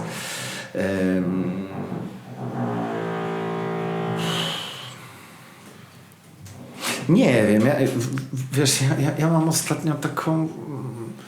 Ja już dlatego dłużej nie mogłem być dyrektorem, bo ja nie mogłem być urzędnikiem państwowym. Wiesz, ja nie mogłem tego sobą w jakikolwiek sposób sankcjonować. Czuję się tak nieswojo w tej sytuacji, że mam reprezentować coś, co dla mnie... Byłeś dyrektorem Domu Kultury przez 2 lata. 3 lata w zasadzie, ponad 3 lata. Do momentu wybuchu, znaczy może nie wybuchu, ale do 12 marca czy do momentu lockoutu funkcjonowało to wszystko w miarę zgrabnie, w miarę dobrze i byliśmy stawiani jako wzór tego, że na małym mieście 20-tysięcznym mogą się dziać naprawdę dobre, ciekawe, różnorodne rzeczy. Ja byłem przez 3 lata ogrodnikiem ludzkich relacji, tak jak sobie mówiłem. Wyciągałem ludzi z domów, nakłaniałem ich do tego, żeby mieli odwagę świętować wspólnie, wchodzić w komunię z innymi, bo ja akurat tak uważam, że największą obietnicą, którą dostaliśmy na to życie, tutaj szczęścia, to jest komunia z drugim człowiekiem, abyście byli jedno. Przepraszam, bardzo trudne i mnóstwo rogów swoich gdzieś tam trzeba spiłować i wejść, ale działało. Graliśmy u ciebie rok temu albo 2 lata. Nagle to się wszystko kompletnie... I co się stało potem? Poza tym oczywiście, że nie można było nic organizować i tak dalej.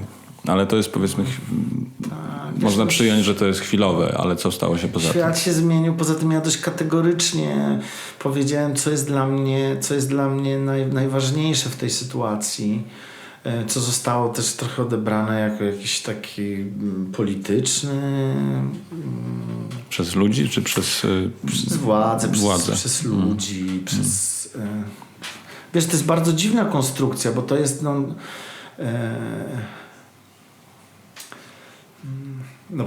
bo to jest taka konstrukcja, jeżeli ty mówisz tak, jak ja powiedziałem wtedy, z całym szacunkiem dla tych wtedy, nie wiem, tam 25, czy 30, czy 50 osób, niech się nimi zajmują lekarze, niech się nimi zajmują wszystkie służby, czy coś, ale oprócz tych osób jest 32 miliony. Większość osób, za które ja jestem odpowiedzialny, siedzi starszych, siedzi odizolowana w domach, śmiertelnie wystraszona, nikt ich nie odwiedzi, bo każdy się boi. Miałem pracowników, 23, których musiałem zwolnić. Miałem całą resztę śmiertelnie wystraszonych ludzi. Nie zapanowałem nad tym w jakimś sensie, ale już też nie chciałem zapanować, bo nie chciałem iść aż na taki kompromis z samym sobą. Nie, trudno. Jest coś w moim życiu ważniejsze. A ważniejsze jest dla mnie, to jest to, za co ginęli moi przodkowie, ludzie, o co walczyliśmy, czyli poczucie bycia wolnym człowiekiem, świadomym, odpowiedzialnym, reagującym na zagrożenia, nie beztroskim, ale w jakiś sposób wolnym, jeśli chodzi o ekspresję swojego życia.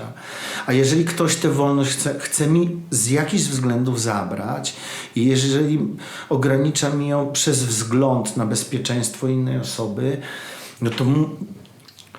no to musi mi to bardzo dobrze wytłumaczyć, dlaczego tak. Że się na pewne rzeczy oczywiście godzę, a niemniej jednak ja na przykład uważam obowiązek zakrywania twarzy przez ludzi za bardzo upokarzający. Bardzo upokarzający. Mało tego, wątpliwy medycznie, mało skuteczny, nieładny. Tak mówiąc, nieładny. Bardziej dostrzegam całą tę sytuację, choć mówię, w ogóle nie chcę mówić o medycznych aspektach tego, ale nawet jeśli one są, sytuacja ta zostaje wykorzystywana, na pewno też wykorzystywana do kontroli i do wprowadzenia pewnego nowego ładu, na który ja osobiście jeszcze ja sobie mogę zgadzać albo nie zgadzać. Ja dziękuję. Na tyle, na ile nie trzeba w tym uczestniczyć, to nie specjalnie chcę. Jak a propos kontroli, jak myślisz, wspomnieliśmy o DMT. Substancje zawierające DMT, psylocybinę i inne związki psychodeliczne są w większości krajów zakazane i są na pierwszym miejscu listy najniebezpieczniejszych narkotyków. Pomimo tego, że nie uzależniają i nie powodują śmierci. Po prostu. Jakie są twoje doświadczenia z psychodelikami? Z najgorszym i z takim najbardziej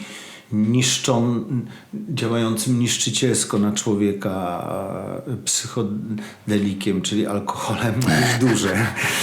Niestety. Alkohol to jest narkotyk, to nie jest psychodelik. W dużych ilościach działa też bardzo psychodelicznie, okay. I widziałem ludzi zachowujących się po alkoholu po prostu w sposób... Ja sam. Ja też. Kompletnie nieracjonalny. No.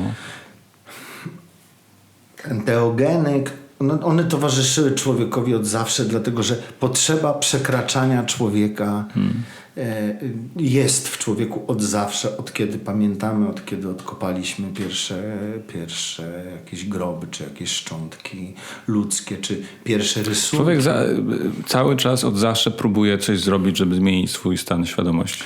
Tak, to znaczy, że... Nie tylko, żeby poprawić sobie samopoczucie, bo to też, ale też, żeby coś zmienić. Żeby zobaczyć trochę więcej, bo ma przeczucie tego, że to, w czym uczestniczymy, jest pewnym fragmentem rzeczywistości. Ja akurat mówię o tym, że to jest świat, powiedzmy, skutku, ale bardzo chcę zawsze zajrzeć do tego świata przyczyny, żeby zobaczyć siebie w trochę pełniejszym...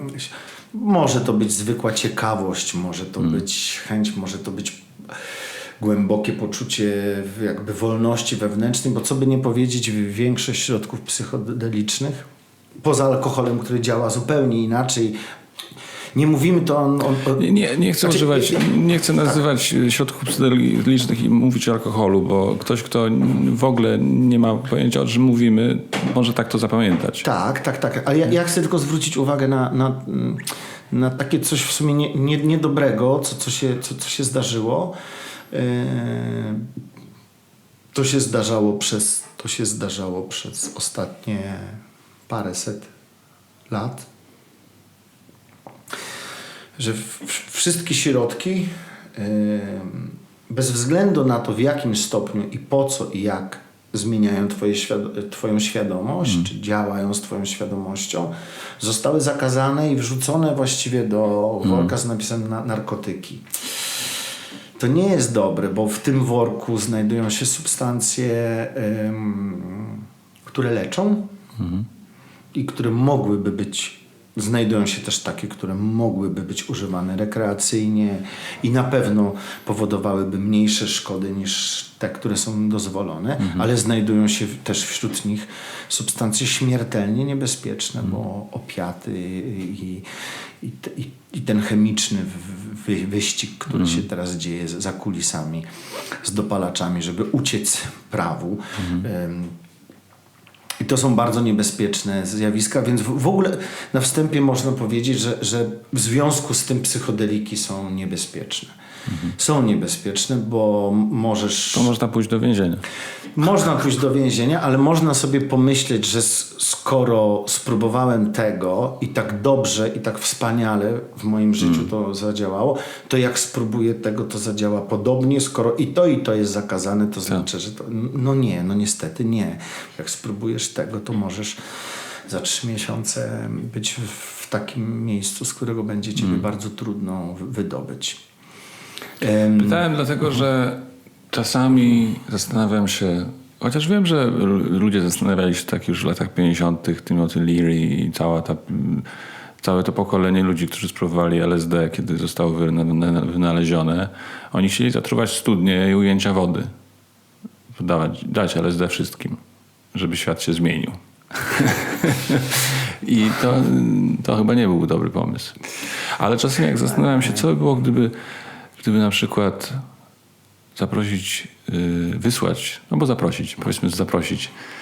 Jarosława Kaczyńskiego na ceremonię ayahuaski do dżungli. Sprawić, że będzie się czuł dobrze, że przeżyje coś pięknego. Trzeba by mu oczywiście przydzielić terapeutę i kogoś, kto będzie go prowadził przez to za rękę. Ale może. Myślę, że absolutnie. Ja o ayahuasce myślę jako terapii. I jestem w takiej terapii, nie ukrywam. Obserwując pana Kaczyńskiego, nie znam go aż tak, ale wydaje mi się, że jest absolutnie osobą kwalifikującą się na tego typu terapie. Bo są to terapie, które przynajmniej tak to zadziałało w moim przypadku. Tak to działa, bo to jest też cały czas proces. Leczące przede wszystkim z przerostu ludzkiego ego. I z wielkiej niewoli, którą twoje ego, to jakaś legenda, którą powiedziałeś sam sobie, konglomerat, zbitka wszystkich różnych doświadczeń, bierze w jakimś sensie twoje życie w posiadanie, bo cele ma zupełnie inne niż twoje cele, które są tutaj. Jeśli chodzi o akurat ayahuaskę, to w moim przekonaniu dzięki tej terapii uruchamiane są w organizmie głębokie, naturalne procesy samoregulacyjne i samonaprawcze. Jak długo jesteś, nazwijmy to, w terapii ayahuaskowej? Czyli co jakiś czas jeździsz na ceremonię, podczas których... 6 lat. 6 lat. 6 lat i to jest od momentu mojej pierwszej ceremonii, to jest bardzo duża zmiana w moim życiu. W tym roku to pierwszy rok, bo ja raz w roku jeżdżę, kiedy nie byłem. Niemniej jednak mam poczucie takie, że ta ceremonia, na której byliśmy, ostatnim razem, że ona trwa we mnie cały czas. Ja tam nie wiedziałem, po co przyjechałem. Potem się okazało, że przyjechałem z gniewem. Patrząc na te 2 lata, tak, rzeczywiście... A jakbyś opisał to doświadczenie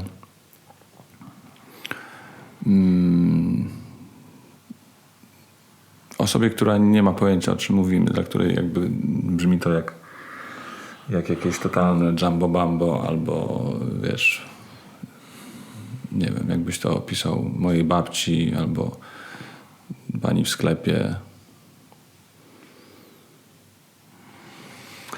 Komuś, kto nie miał szansy, wiesz, dowiedzieć się, o co chodzi w ogóle, nie? Nie ma...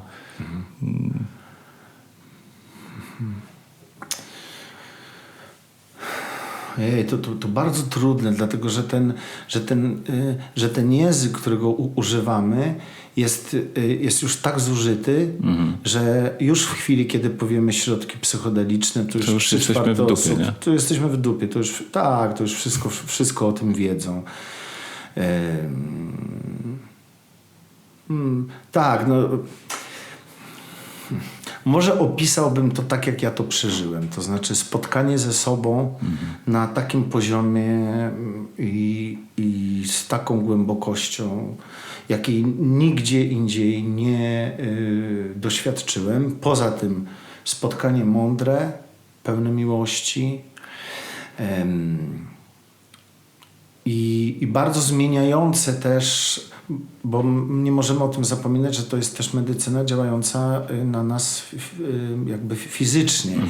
To znaczy to nie jest tak, że my, jak niektórzy to sobie wyobrażają, myśląc o narkotykach, bo rzeczywiście z wieloma narkotykami tak się dzieje, że my doświadczamy jakiegoś chwilowego, być może nawet wglądu, ale płacąc ogromną cenę ze swojego życia, znaczy ze swojego zdrowia, czy samopoczucia, potem tam dalej. Tu takie zjawisko nie występuje, pewnie sam wiesz. Więc to jest przede wszystkim medycyna. Możesz nic nie przeżyć, ale to i tak w jakimś i to nawet w szerokim zakresie będzie na ciebie działać. Będzie działać regulacyjnie na twoje meridiany, na twoje samopoczucie, na twoją energię. Oczywiście ten efekt po 2 tygodniach, powiedzmy po tygodniu 2 zacznie mijać, bo zaczniesz z powrotem się jakoś tam zachwaszczać.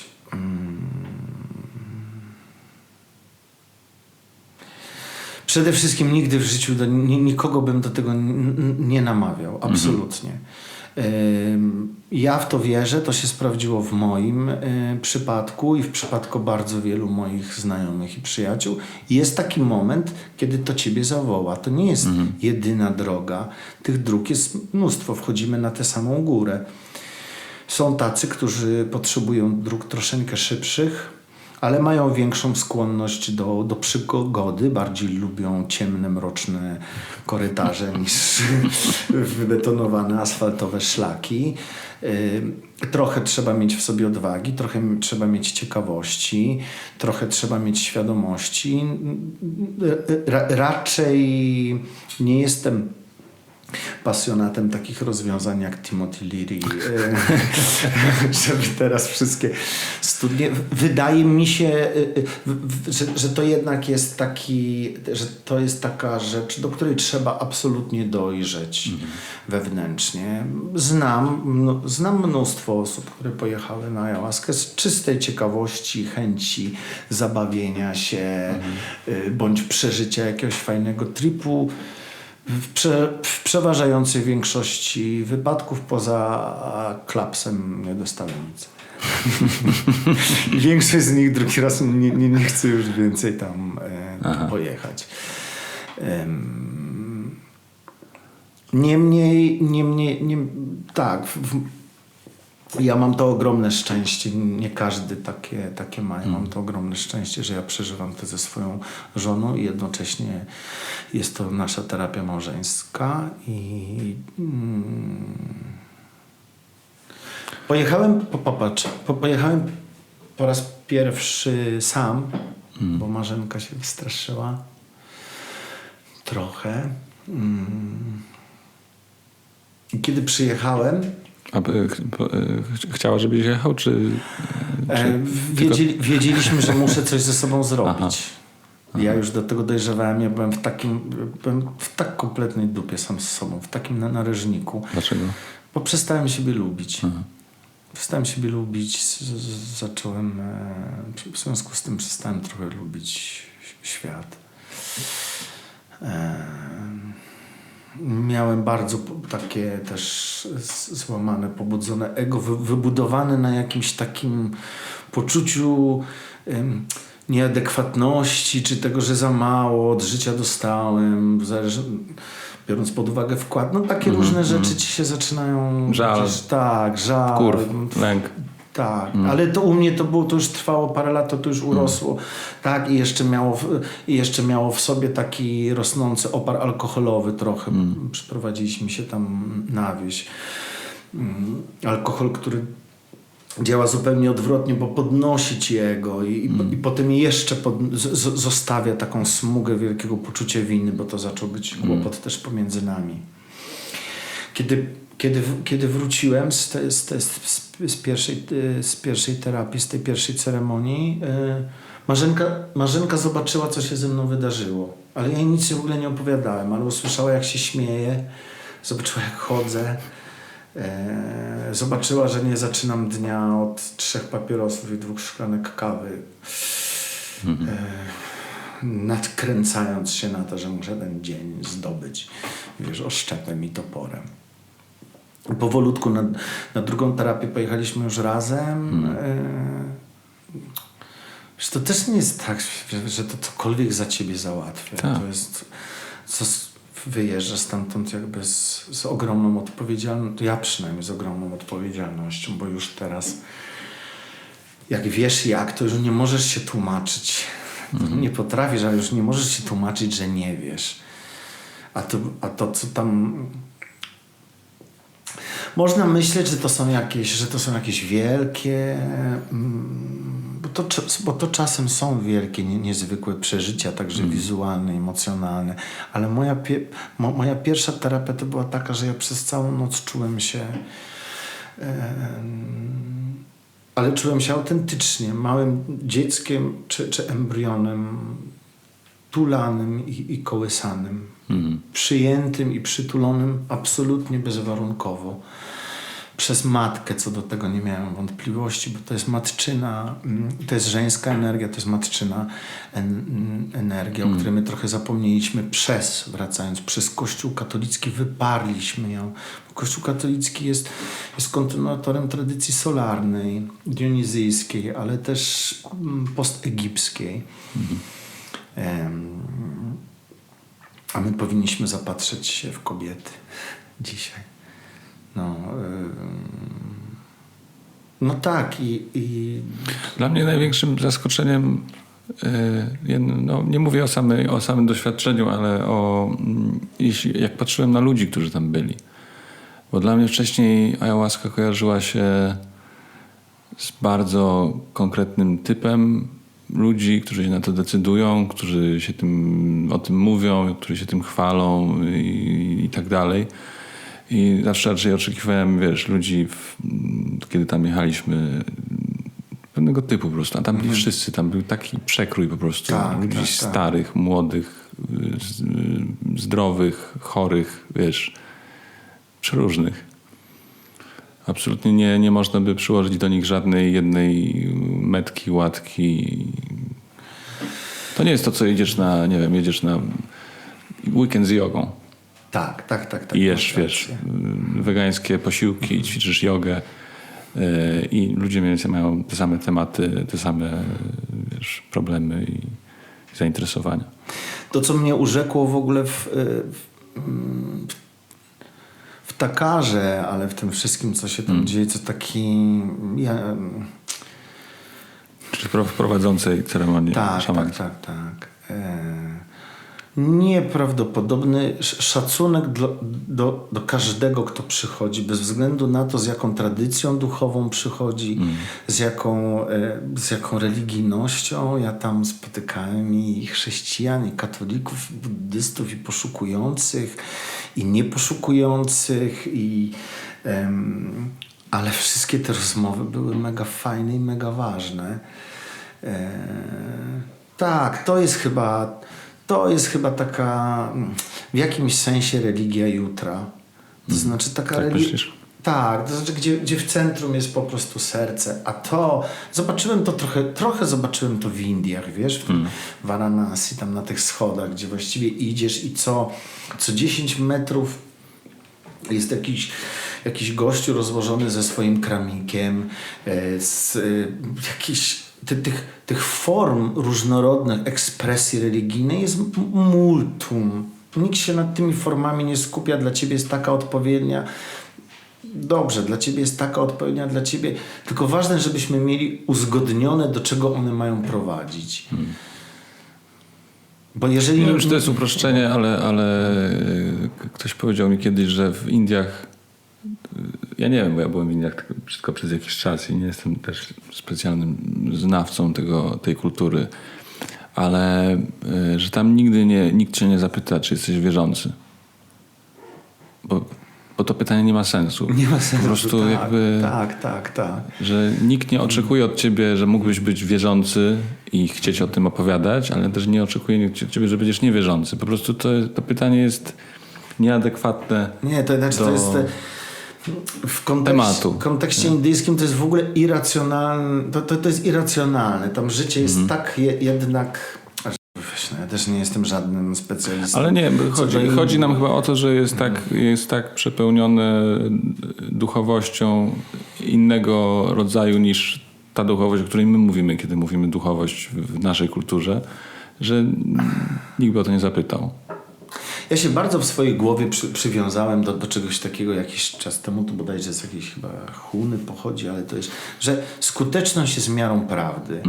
Duchowość jest o tyle w moim przekonaniu czymś potrzebnym w życiu, o ile jest czymś o ile pomaga. skutecznym, o ile pomaga ci nawiązywać lepsze relacje, być bliżej ludzi, lepiej obsługiwać swoją głowę, lepiej obsługiwać swoje ego, być spokojniejszym, bardziej kreatywnym.